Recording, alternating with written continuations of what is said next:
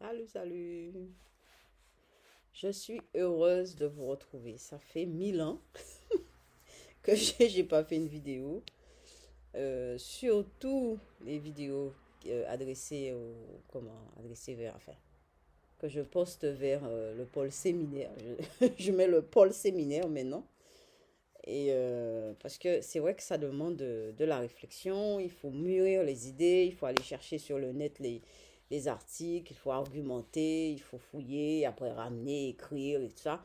Et c'est pas la seule chose que je fais.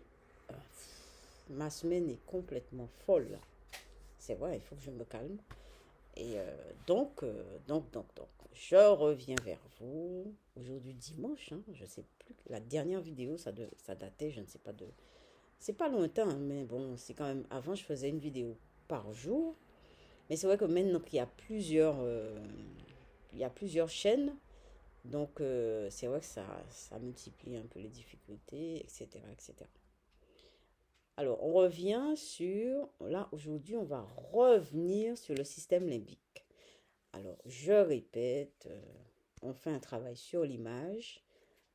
Alors, pourquoi je fais le travail sur l'image? Parce que je veux faire comment? Je travaille l'art-thérapie. Et donc, je profite de cette chaîne pour approfondir mes idées, pour aller chercher, pour ramener, pour argumenter, etc. Ça me fait du bien. Et le fait de parler, d'exposer ça verbalement, oralement, eh ben, c'est génial. Bon, surtout en me parlant, ça me fait extérioriser, etc. Donc, les images, on est parti des images. Après, je me suis dit, il faudrait voir l'enfance. Après, mais c'est des choses que j'ai pas encore développées, parce que les images, j'ai pas développé, l'enfance, je n'ai pas développé. Par contre, je suis tombée dans le chapitre sur le cerveau, que je trouve génial. Alors, je me suis dit, mais c'est dingue ça. Donc, les images, alors le langage ne se développe pas par hasard. Le langage se développe effectivement à un certain âge. Voilà. Si ça se développe à un certain âge, ça veut dire que le cerveau, c'est parce qu'il y a une maturation du cerveau qui fait qu'il y a un langage. Bon, c'est vrai que quand on fait la psychanalyse, on ne parle pas forcément, sinon rapidement, enfin sinon pas du tout, de l'évolution du cerveau, sauf Freud dans les tout débuts de la construction de sa théorie en métapsychologie. Vous allez voir, au tout début, il fait un lien quand même avec tout ce qui est organique et psychique. Et c'est ça qui est très très intéressant. C'est archi intéressant de voir le lien qu'il fait, comment il montre les différents éléments, etc. Et puis là, quand il parle du langage, etc., du stade du miroir et tout, et vous allez voir, alors, si on s'arrête sur le stade du miroir ne se fait pas à n'importe quel moment. Ça se fait à un moment où le langage, où le cerveau mûrit, où il y a des développements de certaines parties du cerveau, etc. Bon, alors, peut-être que ils ont eu peur, ils n'insistent pas là-dessus, mais peut-être que en insistant sur le développement du cerveau, ils vont se dire que la psychanalyse va disparaître. Bon, non, moi je pense pas que la psychanalyse ne disparaîtra pas. C'est vrai que les gens ont eu du mal, beaucoup, beaucoup. Et c'est récent, et ils en parlent en neurobiologie, comme quoi qu'ils ne voulaient pas faire le lien entre les émotions et le cerveau. Bon, ça aussi, c'est un truc qu'on va développer aussi. Alors, donc, je revenais sur le système limbique. Quand j'ai découvert le système limbique, j'adore le système limbique. Bon, j'ai pas fait des études scientifiques ni rien, hein, mais bon, c'est ma curiosité qui fait que. Mais j'aime bien mettre les choses à leur place, voyez. Et puis après, on voit les relations entre chaque chose. Il ne faut pas avoir peur de perdre ou d'évoluer ou de se transformer ou de changer. De toute façon, on va évoluer, hein, on évolue, on se transforme. Mais si on ne perd jamais, en fait, ce qui se perd, entre guillemets, c'est peut-être ce qui n'est pas important. Et ce qu'on garde, c'est peut-être le chemin à suivre. Et voilà. Donc, moi, je suis dans le système limbique. Alors, le système limbique est composé de plusieurs parties. Et toutes ces parties, en fait, sont en rapport avec tout le cerveau. Alors, d'une façon, c'est-à-dire, j'ai découvert ce matin en lisant ça. Alors, je vais vous rappeler ce qu'il y a dans le système limbique. Alors, il y a les voies olfactives. il y a les amygdales temporales. Ça fait un peu scientifique, mais il faut en parler quand même. Parce que après, je vais prendre les amygdales, par exemple, je vais voir le positionnement dans le cerveau des amygdales, leur fonctionnement, leur rôle, leur lien avec les autres structures, etc.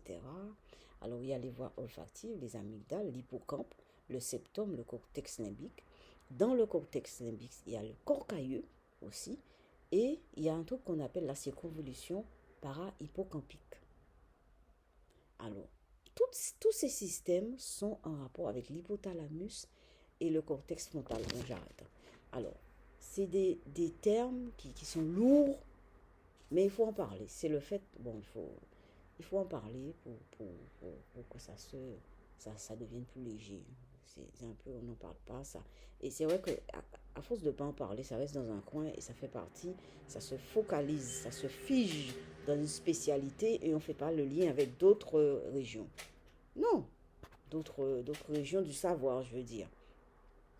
Donc, moi, je trouve que le système limbique, encore une fois, c'est archi important dans la mémoire. Alors, la mémoire, c'est vraiment le système qui montre le lien fondamental entre la mémoire et les émotions. Vous voyez, après, quand on va chercher ce que ça veut dire une émotion, on va se heurter à tout ce qui est psycho, etc. Mais si on se heurte, on se heurte. Après, bon, mais on redéfinit, on repositionne, on relativise et on reforme et on répète, on explique à nouveau. Ça, c'est ça, le fait de chercher et d'être sincère dans sa recherche, dans sa curiosité. Donc, aujourd'hui, on va s'arrêter là. Alors, on a vu que le système limbique, en fait, alors, je vous ai peut-être pas dit, mais c'est une sorte d'anneau. Ça m'a fait penser, quand j'ai lu que c'était une sorte d'anneau en rapport avec d'autres structures. Bon, peut-être que, et là aussi, on éloigne tout ce qui est, comment dire, quand on parle d'anneau, on ne parle pas forcément de, on n'a pas l'habitude de parler en scientifique, quand on est scientifique, on ne parle pas forcément d'anneau dans le sens anneau énergétique. Vous voyez? Moi, quand j'ai vu anneau, alors j'ai trouvé le système cérébral, il faudrait que je retrouve. Ah oui, voilà. Le système limbique est une sorte d'anneau situé à la face interne de chaque hémisphère. Vous voyez, le cerveau est coupé en deux. Enfin, il n'est pas coupé, hein. En fait, c'est deux parties. C'est deux parties, deux hémisphères cérébraux. Voilà. Et en fait, et le système limbique entoure, c'est-à-dire il est dans la face interne et il relie les deux hémisphères dans la face interne. Vous voyez, ça me donne la chair de poule quand je parle de ça. Eh bien, j'adore. Bon, je vais vous laisser là-dessus. À la prochaine.